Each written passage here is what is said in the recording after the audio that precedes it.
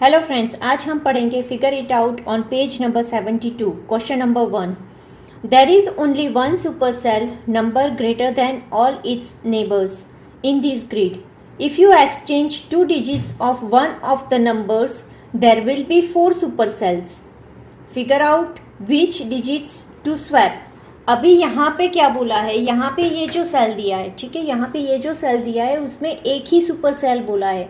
हमें कितने super cell, अगर हम किसी एक के डिजिट चेंज करते हैं इसमें से, ठीक है, इसमें से किसी एक के डिजिट चेंज करते हैं तो हमें 4 सुपर सेल मिलेंगे। वो ऐसा बता रहा है, कोई नंबर चेंज नहीं करना, सिर्फ डिजिट चेंज करना है आगे पीछे, ठीक है, उतना ही करना है। अभी आप यहाँ पे देखिए कि यहाँ पे मुझे 4 सुपर सेल चाहिए। सबसे पहला तो कॉमन सेंस वही दौड़ाओ कि आपको 4 सुपर सेल चाहिए, ठीक है। तो 4 सुपर सेल, अगर आप इसको सबसे छोटा बना रहे हो तो ही आपको आगे पीछे के ये सुपर सेल मिल सकते हैं।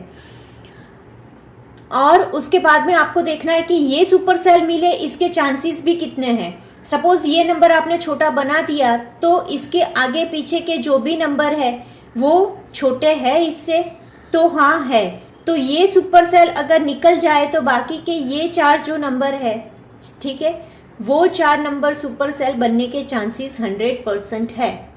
तो अभी यहाँ पे देखिए, यहाँ पे आप कौन से नंबर एक्सचेंज करोगे तो ये नंबर बहुत ही छोटा हो जाएगा। तो देखिए यहाँ ये इस नंबर में सबसे छोटा नंबर है मेरा 1। अगर मैं 1 को मूव करके सबसे पहली फर्स्ट पोजीशन पे लाती हूँ और 6 लास्ट पोजीशन पे ले जाती हूँ तो ये नंबर मेरा छोटा हो जाएगा और ये सभी बड़े हो जाएंगे, सुपर सेल बन जाएंगे, राइट। तो यहाँ पे हम क्या करेंगे, यहाँ पे हम करेंगे कि 1 2 8 7 6। मैंने क्या किया, यहाँ पे मैंने सिर्फ ये 1 और 6 को ही मूव किया है, बाकी का तो जो है एज इट इज़ ही हमें रखना है, ठीक है। बाकी का ये जो सेल है 39344 29765, बाकी के ये जो भी सेल है, ठीक है, वो हमें एज इट इज़ रखने हैं। अभी इसको हमें देखना है कि इसमें से अभी कौन सुपर सेल बनेगा। हमने जो सोचा था, यानी कि अगर इसको हम छोटा बना दे तो बाकी के चारों जो उसकी चारों साइड पे है वो सभी सुपर सेल बन पाएंगे। अभी वही चेक करना है हमें। देखिए अगर मैं चेक करूँ तो यहाँ पे यही बड़ा है ये 3 से, ठीक है, ये यहाँ पे भी यही बड़ा है ये 3 से, ये और ये। तो देखिए ये सुपर सेल बन जाते हैं और हमारी जो कंडीशन हमें बोला गया थी कि हमें 4 सुपर सेल बनाने हैं तो हमारे 4 सुपर सेल यहाँ पे बन गए, ठीक है। नाउ हमारा नेक्स्ट क्वेश्चन है question number 2। How many rounds does your year of birth take to reach Kaprekar constant. हमें क्या करना है, हमें हमारे डेट ऑफ बर्थ का जो ईयर है, ठीक है, उस ईयर को काप्रेकर कांस्टेंट तक पहुंचाना है। अभी काप्रेकर कांस्टेंट किसे बोलते हैं, काप्रेकर कांस्टेंट यानी हमें कौन सा नंबर चाहिए, 6174। This is our Kaprekar constant, ठीक है। तो सपोज आप 2013 में बॉर्न हो, ठीक है, अगर आप 2013 में बॉर्न हो तो हमें इसको क्या करना है, हमारा रूल्स क्या था काप्रेकर कांस्टेंट बनाने के लिए, रूल्स था कि सबसे लार्जेस्ट नंबर बनाओ। तो ये जो डिजिट है, ये जो 4 डिजिट है, उसमें से हमें क्या करना है, लार्जेस्ट नंबर बनाना है। उसके बाद क्या करना है, स्मॉलेस्ट नंबर बनाना है, यानी कि 0 1 2 3, राइट। याद आया ना, कुछ ऐसा ही था ना। जो भी हमें 4 डिजिट है, हमारे पास जो भी 4 डिजिट है, अभी के लिए तो ये जो ईयर है उसमें जो डिजिट है वही हमारे 4 डिजिट कंसीडर करने हैं हमें, ठीक है। इसमें से लार्जेस्ट नंबर बनाना है और स्मॉलेस्ट नंबर बनाना है। बाद में लार्जेस्ट में से स्मॉलेस्ट हमें क्या करना है, माइनस करना है, ठीक है। तो यहाँ पे क्या आएगा 7, यहाँ पे 1 10, 10 में से 2 जाएगा तो क्या होगा मेरा 8, 1 - 1 0 3।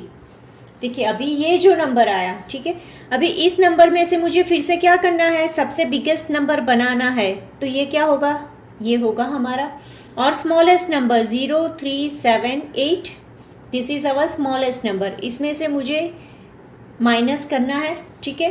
तो 10 - 8 क्या होगा मेरा 2, 2 में से 7 तो माइनस नहीं होगा, तो यहाँ पे 6, यहाँ पे 10, 10 प्लस 2 12, 12 माइनस 7 क्या होगा मेरा 5, राइट, एंड 6 माइनस 3 क्या होगा 3 एंड 8 यहाँ पे। अभी इसमें से क्या करना है, मुझे फिर से बिगेस्ट नंबर बनाना है, ठीक है, और स्मॉलेस्ट बना के माइनस करना है। बिगेस्ट में से स्मॉलेस्ट मुझे माइनस करना है, तो क्या होगा 12 माइनस 8 4, यहाँ पे क्या जाएगा मेरा 10 4 एंड 12, 12 माइनस 5 क्या होगा मेरा 7, 4 माइनस 3 1, 8 माइनस 2 6। तो देखिए हमारा ये काप्रेकर्स कांस्टेंट आ गया। कितने स्टेप में आया, ये फर्स्ट स्टेप, ये सेकंड स्टेप, ये थर्ड स्टेप, 3 स्टेप में हमने ये काप्रेकर कांस्टेंट कंप्लीट कर दिया। सपोज आप 2012 में बॉर्न हो, ठीक है, अगर आप 2012 में बॉर्न हो तो क्या करना है, तो वही फॉर्मूला हमें यूज़ करना है, बिग नंबर बनाना है और स्मॉल नंबर बना के बिग नंबर में से माइनस करना है। तो यहाँ पे क्या होगा 10 minus 2 8 0 1 10, 10 minus 2 8, 1 minus 1 0 and 2 minus 0 2। तो क्या बनेगा नंबर 8 8 2 0 माइनस 0 2 8 8, राइट। अभी हम माइनस करना है तो यहाँ पे क्या आएगा 2, यहाँ पे गया 7 11, 11 माइनस 8 क्या होगा हमारा 3 एंड देन 7 माइनस 2 5 एंड ये 8। नाउ बिग नंबर कैसे बनाएंगे, बिग डिजिट सबसे पहले और स्मॉल नंबर स्मॉल डिजिट सबसे पहले 2 3 5 8, राइट। तो माइनस क्या होगा यहाँ पे 2, 12 माइनस 8 क्या है 4, ये नहीं होगा, यहाँ से क्या जाएगा 12 माइनस 5 7 1 एंड 6। तो देखिए ये भी कितने स्टेप में कंप्लीट हुआ हमारा, ये भी हमारा हुआ 3 स्टेप्स में कंप्लीट हो गया। समझ में आया काप्रेकर कांस्टेंट किसे कहते हैं और हमें वो कैसे लाना है, याद आ गया ना, ठीक है ना। ओके, अभी नेक्स्ट है हमारा question number 3। We are the group of 5 digit numbers between 35,000 and 75,000 such that all of our digits are odd। क्या बोला गया है कि हम 5 डिजिट के नंबर है, यहाँ पे कंडीशन दी है कि हम 5 डिजिट के नंबर है और वो नंबर हम कौन से है 35 और 75,000 के बीच के डिजिट नंबर है। और तीसरी कंडीशन क्या है कि हमारे सभी digit all of our digits are odd, और हम जो नंबर है हमारे सभी डिजिट ऑड है, ठीक है।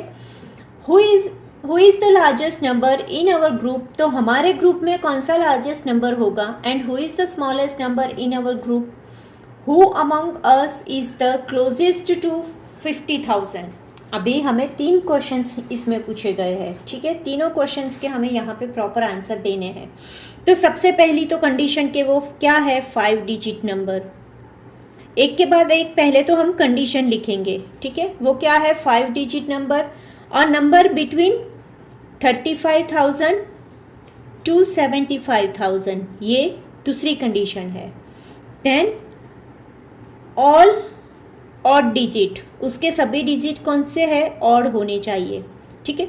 अभी सबसे पहले हम लुक आउट करेंगे कि हम कौन सी कंडीशन सेटिस्फाई करें, तो हमें इसके बीच में नंबर ऑफ सभी नंबर बहुत ही ज़्यादा है तो हम एक के बाद एक तो लिख नहीं पाएंगे, ठीक है।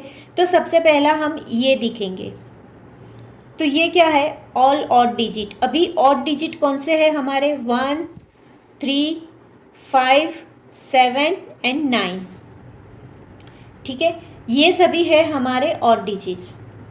अभी फर्स्ट क्वेश्चन हमारा तो क्या है कि who is the largest number in our group. Largest number यानी कि नियरली 75,000 होगा तभी वो लार्जेस्ट नंबर है, ठीक है। 75 से लेस नंबर हमें चाहिए, लेस देन 75,000, राइट। अभी 75,000 से लेस नंबर चाहिए, ये एक हमारी कंडीशन हुई, यानी कि 74 चलेगा, लेकिन 4 कौन सा डिजिट हुआ हमारा इवन डिजिट हुआ, यानी कि 73 नंबर, इससे कम में 73 नंबर आएगा जो ऑड डिजिट ऑड नंबर चाहिए, ठीक है। अभी 7 3 आया, ठीक है। अभी उसके बाद में हम कौन से डिजिट लगाएंगे इसके पीछे जिससे ये लार्जेस्ट ऑड नंबर बने, तो ये 999 सबसे बड़े डिजिट हमारे हैं, ठीक है। तो कौन सा लार्जेस्ट नंबर हुआ, तो लार्जेस्ट नंबर इज 73,999। समझ में आया मैंने कैसे फाइंड आउट किया ये नंबर, ठीक है। अभी सेकंड मुझे क्या बोला है कि who is the smallest number in the group. Smallest number यानी कि 35, नियरली 35,000 चाहिए मुझे। समझ में आया मैं कैसे फाइंड आउट कर रही हूँ, ठीक है। अभी 35 में 3 और 5 दोनों ऑड नंबर ही है, 3 5 दोनों क्या है, ऑड नंबर ही है। अभी 3 5 से मुझे क्या जाना है, अप जाना है, लेकिन स्मॉलेस्ट में, यानी कि सबसे स्मॉलेस्ट ऑड नंबर मेरा कौन सा है, 1 है, डिजिट ऑड 1 है। तो 1 डिजिट यहाँ पे मैं लगाऊँ तो ये सभी डिजिट मेरे ऑड हुए, यानी कि ये हुआ मेरा स्मॉलेस्ट नंबर।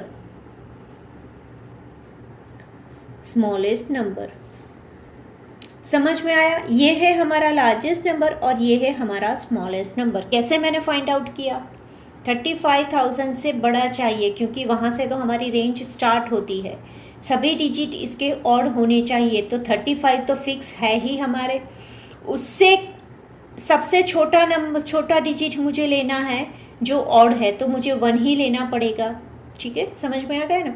अभी next, who among us is the closest to 50,000।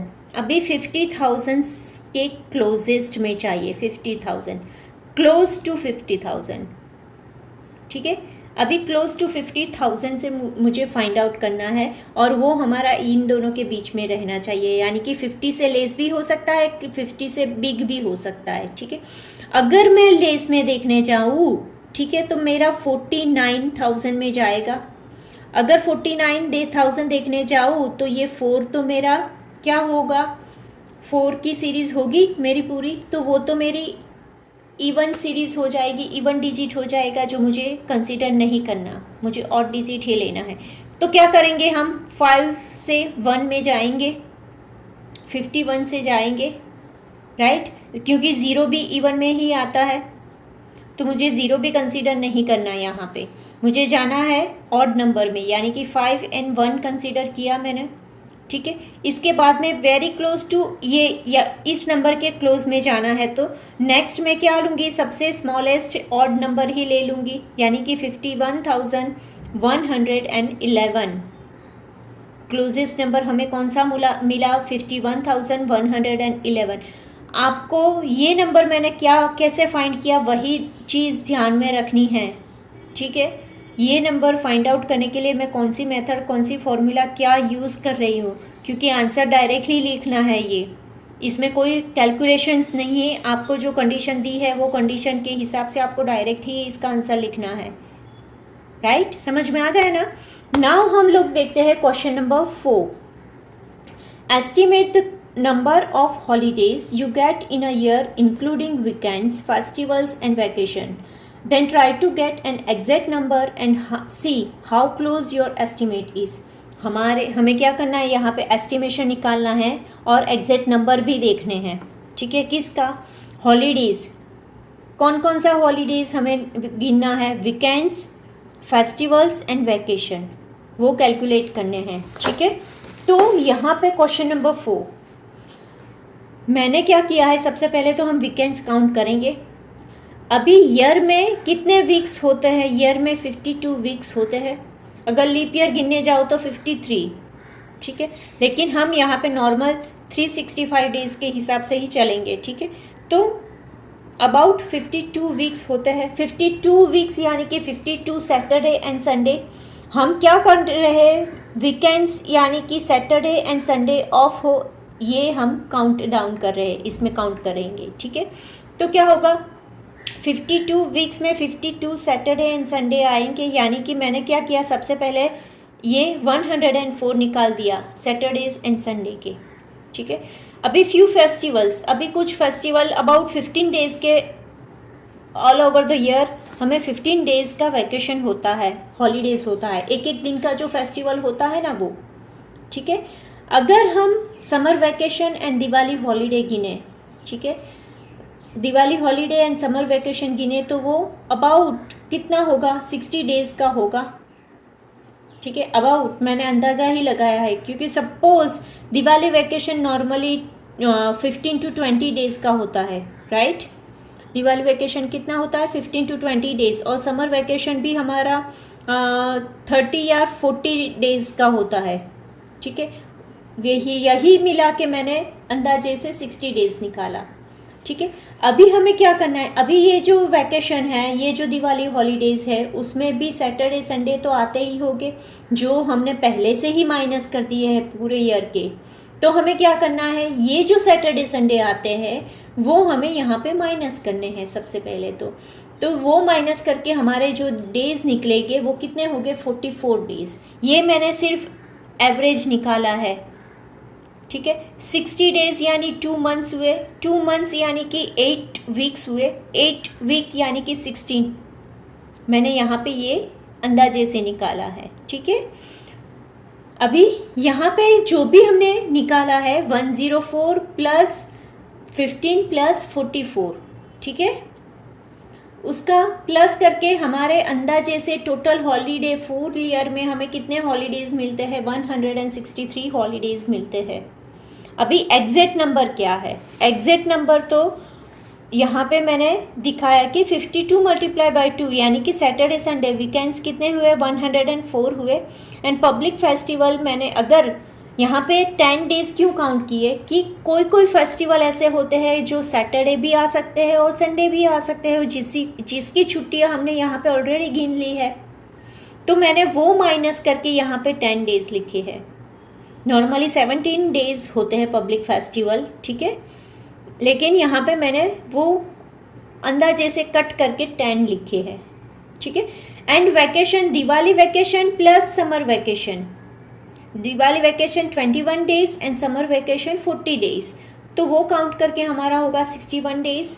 यानी कि एग्जिट हम देखने जाए तो हमें 175 डेज़ का हॉलीडे मिलता है, जो मेरा वेरी क्लोज है मेरे अंदाजे से। जो मैंने अंदाज़ा लगाया वो बहुत ही क्लोज है, 175 एंड 163 दोनों बहुत ही क्लोज है। May be 10 days 10 to 12 days का डिफरेंस आता है, 12 डेज़ का यहाँ पे डिफरेंस आता है, not weak, not a big difference, right. Okay, यहाँ ऐसे ही आप अगर सपोज़ आपको दिवाली वैकेशन ना हो और विंटर वैकेशन हो तो आप उस तरीके से उसकी छुट्टियाँ काउंट कर सकते हो यहाँ पे, ठीक है। ये एक डिफरेंस आएगा शायद। नेक्स्ट है हमारा question number 5, estimate the number of litres in a mug a bucket and an overhead tank can hold.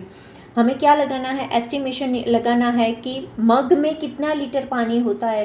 तो यहाँ पे अगर हम देखने जाए तो मग तो बहुत ही छोटा होता है, राइट, तो उसमें कितना लीटर पानी होगा, मग में पानी तो बहुत ही कम होगा, लीटर से भी ज़्यादा कम होगा, राइट। तो उसमें कितना पानी हो सकता है, उसमें शायद 0.25 लीटर या तो फिर 250 या 350 ml मिलीलीटर, क्योंकि वो लीटर से कम हुआ तो वो मिलीलीटर में काउंट होता है, और millilitre 1 litre equal to 1000 millilitre होता है, ठीक है। वो फॉर्मूला के हिसाब से मैंने यहाँ पे ये 0.25 एंड 0.35 लीटर लिखा है, ठीक है। अभी बकेट में क्या होता है, बकेट भी अलग अलग साइज़ की होती है, राइट। अलग अलग साइज़ की बकेट में हम पानी भी अलग अलग होल्ड कर सकते हैं। अगर वो नॉर्मल साइज़ की बकेट हुई तो उसमें कितना होगा, 10 to 12 लीटर्स पानी हम होल्ड कर सकते हैं।